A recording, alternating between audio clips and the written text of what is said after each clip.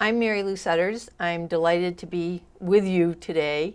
I'm the former Commissioner of Mental Health for the Commonwealth of Massachusetts, and the interest of mental health and behavioral health disorders has been both my entire life, personally and professionally. So I'm going to share what I know about mental health, U.S. behavioral health policy with you today, and some very specific issues around policies, financing, structure, the stigma of mental illness, which is true today as it has been for many, many years, and hope for the future. It's very important when we think about mental health and behavioral health to understand what the definitions are. Because when I say to individuals, well, when I say mental health or mental illness, what is it that we are conveying to you? And the terms can get pretty mushy, frankly. So mental health is a state of well-being. It's probably what we all want for ourselves in our lives. It is the ability to manage meaningful stress and reasonable amounts of stress in our lives, as well as to deal with the ups and downs of our daily living experience, our ability to maintain relationships with people, and to work and have successful lives. That's probably a reasonable definition of mental health. Mental illness, on the other hand, is the opposite end of the spectrum, of course. Mental illness is defined as collectively all diagnosable mental disorders or health conditions that are characterized by one or a combination of three things: thinking, mood, or behavior. And I'm going to give some very specific definitions of the three big disorders, illnesses that you will probably experience yourselves or within your family members over the course of your lifetime. Unfortunately, when we think of healthcare, though, mental illnesses get lumped as if it's a homogeneous kind of disorder. And it would be more helpful in the future for us to think about very specific disorders rather than just mental illness. But if I go back to a definition of mental illness, as I said, are disorders that impact your mood, thinking, or behavior. So when we think about mood disorders, probably the disorder that most comes to mind is depression. So depression is a mood disorder. You feel low, you feel helpless, hopeless, and many of us have days when we are moody, but that is depression. The other kind of disorder or illness that people think about is bipolar illness or manic depressive illness, and that is the highs of mania and then the lows of depression, and it's a cyclical event for many individuals with bipolar illness. Again, when I use these definitions, we're talking about extremes.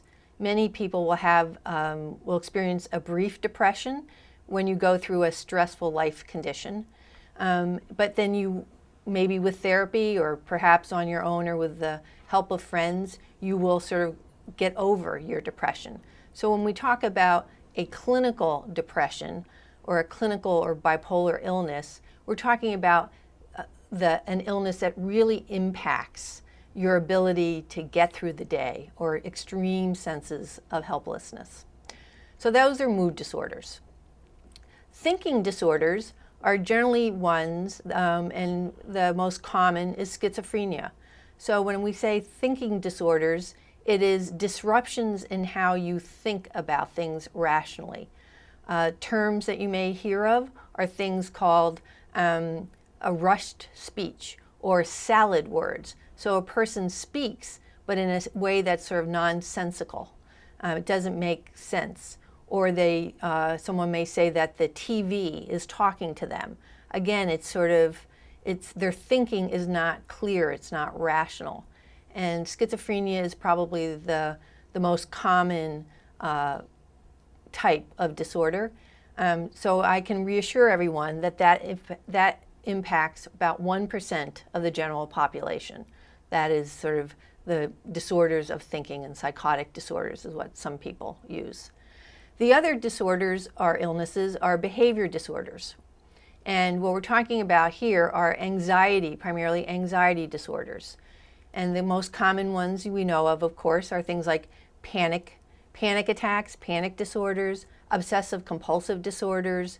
Phobias are anxiety disorders, right? Fear of flying, for example, or fear of going outside. And again, we're talking about the excesses here. We're talking about when it really impacts a person's daily life. Now, depression is the most common of the mental disorders or mental illnesses, and it affects about 25–26% of the general population. There's one other term I just want to present you with, and that is behavioral health. Again, it's sort of mushy to some people, and it's often used interchangeably. But when you hear the term behavioral health, what we're talking about is the combination of mental disorders, mental illnesses, and substance abuse disorders. So when you take those two together, that sort of creates the universe of what we refer to as behavioral health. And so the fourth definition I don't want you to forget about is substance abuse disorders, because that affects about 13% of the general population in the United States and covers the range from addictions, the illicit use of drugs, and also tobacco. So that is when we talk about substance abuse disorders, again, it's that whole range of addictions, if you would.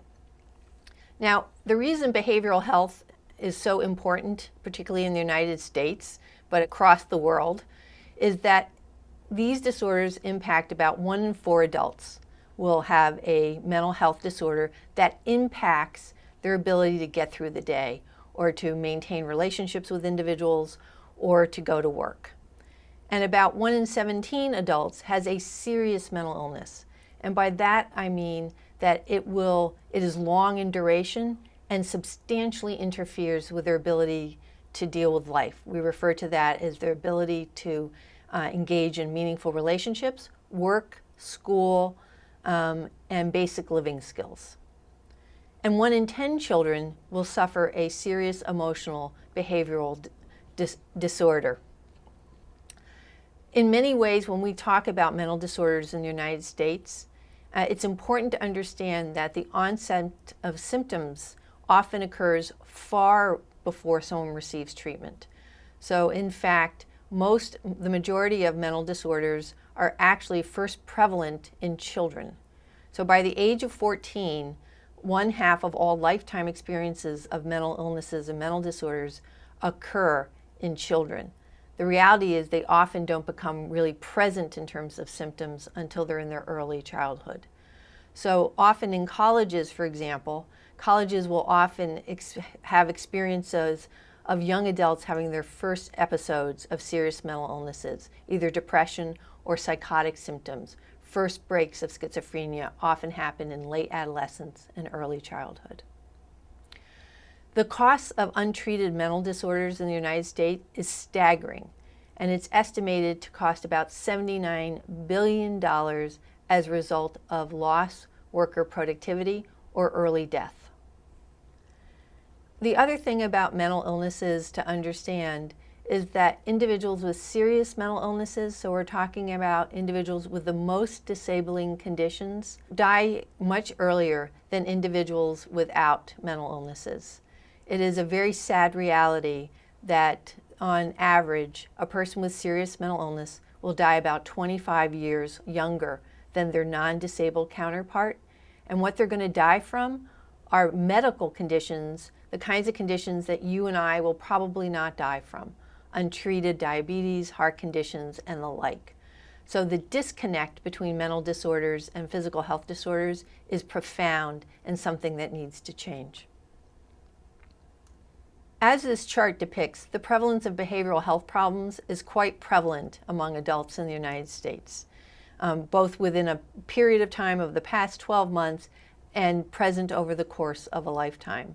And if we use, for example, mood disorders, which is probably the one that most individuals would identify with, which is, again, mood disorders is depression. So in the course of a lifetime, about 21% of the general population will experience some kind of depression. It could be a grief reaction from the loss of a loved one, up into a profound depression that dramatically impacts one's ability to live and have meaningful relationships. And in the course of a year, it's about 10% of the population experiences a depression.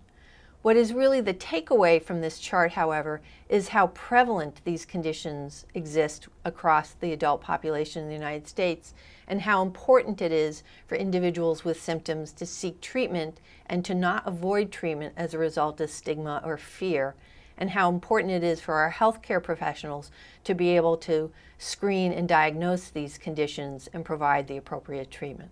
So that gives you just a very quick overview of definitions of mental health, mental illness, substance abuse disorders, behavioral health conditions, and how prevalent they are in the United States, and the opportunity we have to really help individuals get treated for these disorders.